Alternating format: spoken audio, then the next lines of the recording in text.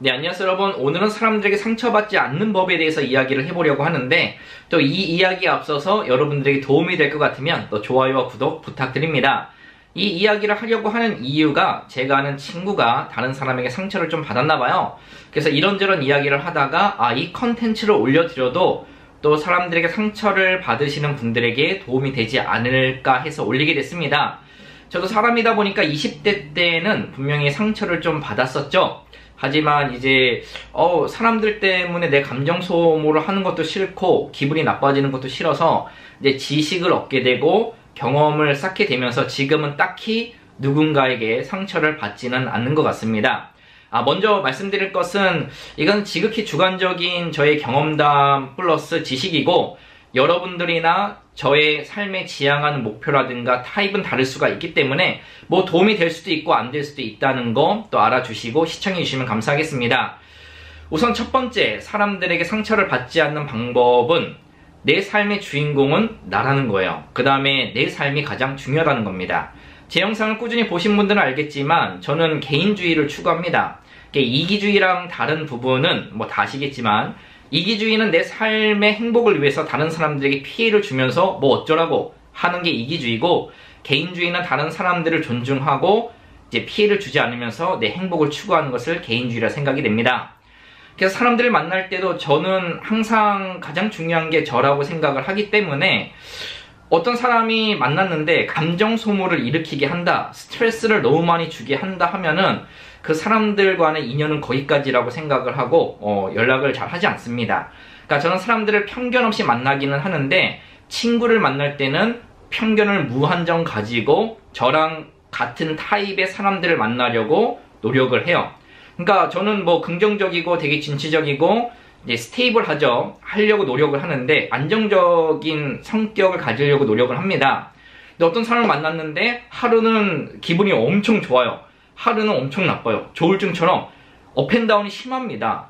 이런 사람들을 만났을 때 예민하신 분들은 상처를 정말 잘 받을 수가 있기 때문에 저는 그런 사람들을 딱히 만나려고 하지 않아요. 그 다음에 또 단적인 예로는, 여러분들이 연락을 잘 하시는 편인데 어떤 사람들이 카톡 답장을 막 2, 3일에 한 번씩 한다.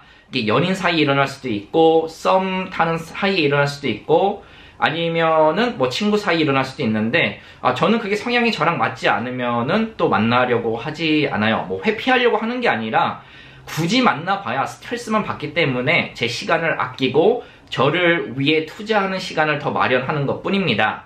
그리고 뭐 예를 들어서 뭐 어떤 사람들하고 만났는데 뭐 밀당을 하려고 한다, 누군가 저를 밀어내려고 한다, 그럼 저는 확 밀려납니다. 뭐 굳이 거기에 시간을 쓸 필요가 뭐가 있어요. 공부하기도 바쁘고 일하기도 바쁜데.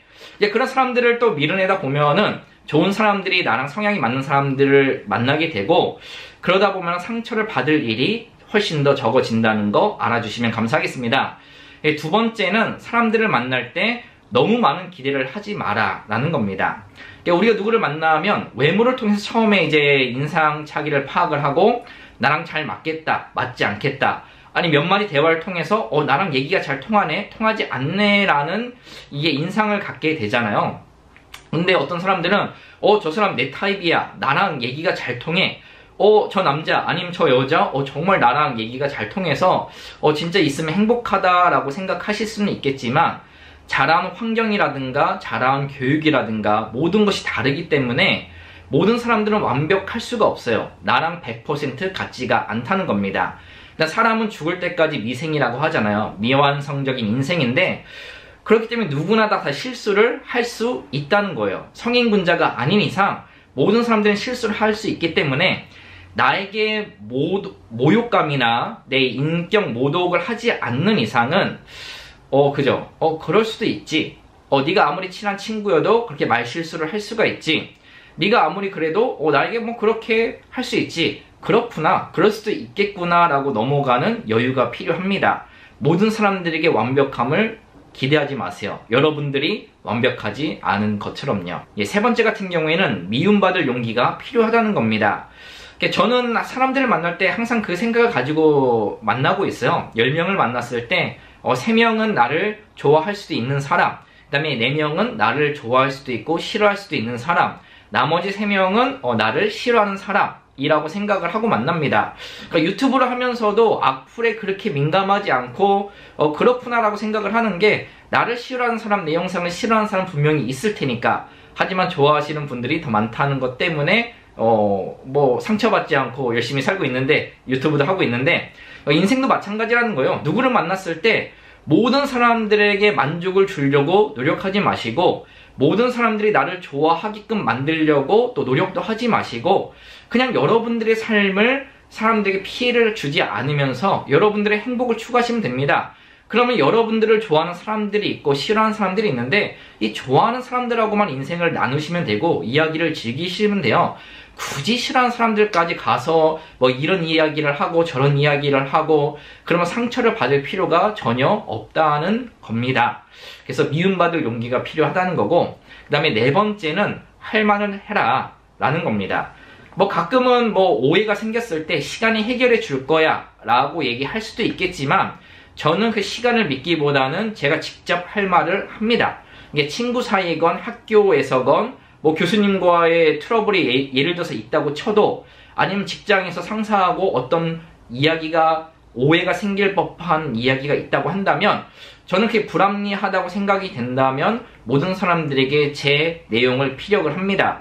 뭐 어쩔 때는 뭐 그렇게 거만하냐 얘기를 할 수도 있겠지만, 사람은 신이 아니기 때문에 내 이야기를 다 하지 않으면 저를 몰라요. 그 다음에 그 오해를 풀 수도 없다 생각이 됩니다. 그 시간이 해결해 주겠지 하는 순간, 여러분들은 그 시간이 해결하는 동안 어마어마한 스트레스와 상처를 받기 때문에, 그러느니 그냥 이야기를 하는 것이 낫다. 그렇다고 막 대들라는 것이 아니라요, 친구들하고 싸우라고 하는 것이 아니라요, 합리적인 대화를 통해서 오해를 푸는 것이 상처를 덜 받는 것이다 라고 생각을 합니다. 그럼 처음에 말씀을 드렸지만, 여러분들에게 감정 소모를 일으키는 사람들을 피하시고, 여러분들의 스타일과 성향과 인생에 맞는 사람들을 만나신다고 한다면 상처를 받으시는 일들은 그닥 없지 않을까라는 생각을 합니다. 이게 간단하게 또 상처를 받지 않는 법에 대해서 이야기를 해봤는데, 또 더 좋은 의견이 있으시면 여러분들 댓글로 남겨주시고요. 그럼 저는 또 다음 영상으로 찾아오도록 하겠습니다. 그럼 감사합니다.